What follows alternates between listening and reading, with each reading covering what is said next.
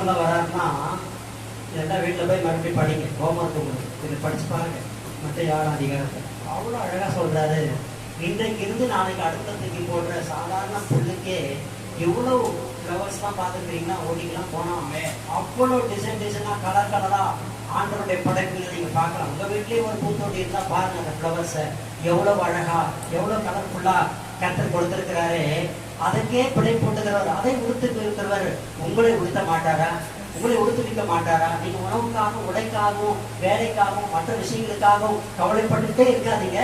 ஏனென்றால் இவைகளை பார்க்கிலும் நீங்கள் விசேஷித்தவர்கள். எனக்கு ஹல்லேலூயா. ஏன் விசேஷித்தவர்கள்? நீங்கள் என் சாயலாய் உருவாக்கப்பட்டீர்கள். ஆதியாகமத்தில் எடுத்து படிச்சு பார்த்தீங்கன்னா தெரியும், மனிதனை தேவன் தனது சாயலாகவும் தனது ரூபமாகவும் படைத்தார். நீங்கள் யாரு?